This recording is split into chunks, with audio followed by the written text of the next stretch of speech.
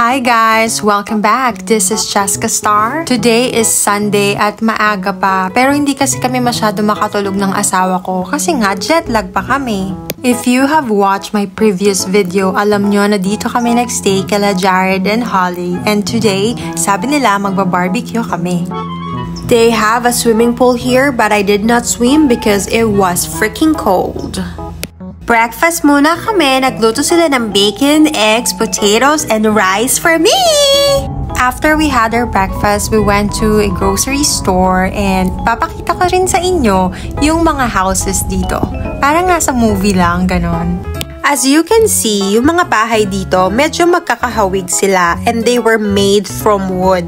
Unlike sa Pilipinas and sa Guam, made from concrete or semento. Siguro may ibang parts lang dyan na semento siya, pero sabi sa akin ng asawa ko and based dun sa nakita kong bahay ng friends namin, made from wood.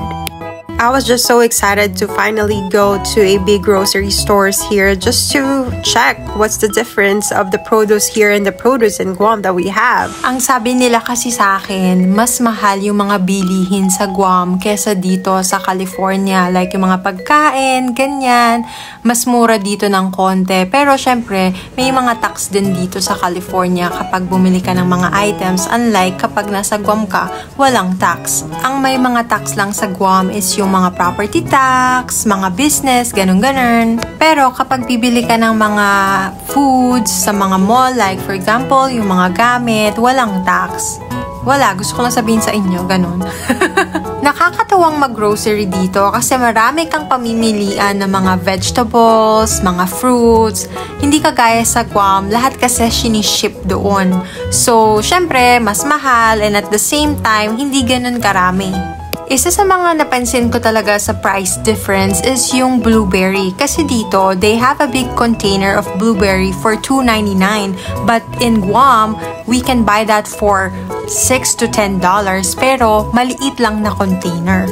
Like this kind of tomato, we don't have this in Guam. Pero yung iba, meron naman. Siyempre, kung sa Pinas, sako-sakong bigas, dito, sako-sakong patatas. Meron silang ganito, yung kukuha ka ng coffee beans, kung anong klase yung gusto mo. Wala kami yan sa Guam. And also, wala din ako nakikita ang gantong grocery sa Philippines or siguro sa malaking mga grocery store. My husband loves cheese so much and he's happy because there's a huge variety of cheeses here unlike in Guam. Meron din naman pero hindi talaga ganito kadami.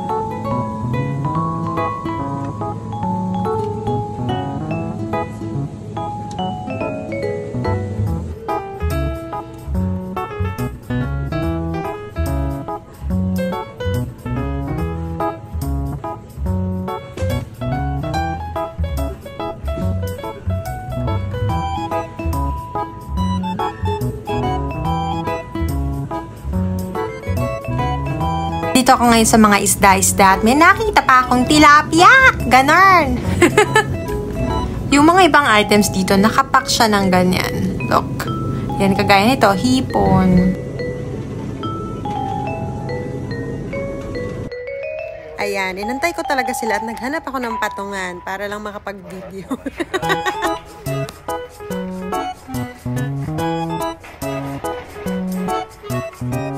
So, ayan, nagpunta naman kami sa isa pang grocery store. Di pa pala kami tapos mamalengke.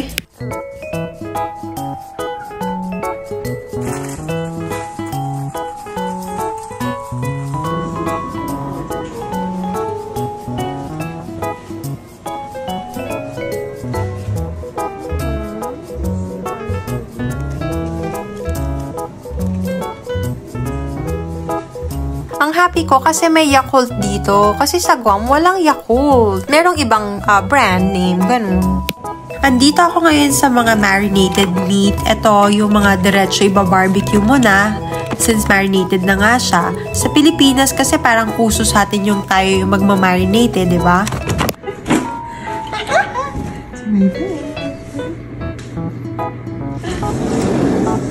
Hi! How are you? Kamusta? Ryan, meet Yeah. Kamusta? Ikaw? What? Ano? Yeah? Ano sinasabi mo? Ano? I answered in Spanish, sir. I was going to say, I know exactly what you said. Ano? Ano sinabi mo? Magaling naman eh. Kumusta ba ikaw? Okay lang. Okay lang ba? Malamig sa gabi. Ah, I said that it's cold at night. masarap yun. But, yeah, kind of. But of course, I have to have my sweater. Oh. Tell them how hot it was yesterday. Sobrang init. Nagpunta kami dun kala Stacy.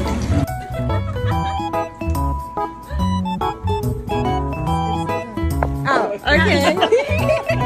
Hi guys. I was so glad to finally meet Ryan and his wife Kirsten.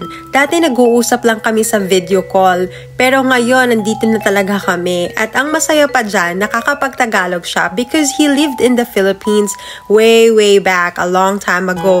2 years siyang tumira doon nung active pa siya sa Mormons.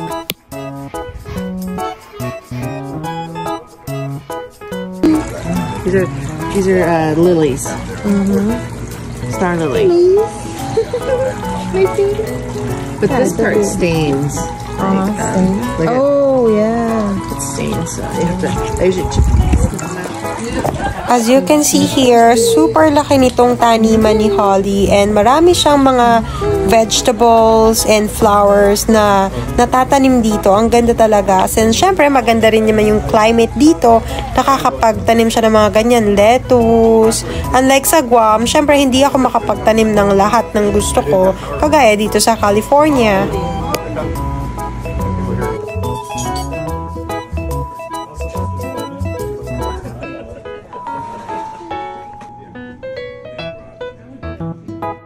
So, ayan, dumating na yung daddy at stepmom ng asawa ko. Sayang nga hindi ko na videohan nung dumating sila. Medyo mangiyak-ngiyak yung daddy ng asawa ko. Siguro kasi miss niya na yung anak niya and also hindi kasi sila nakapunta ng wedding namin. Sabi ko, sa susunod na wedding na lang.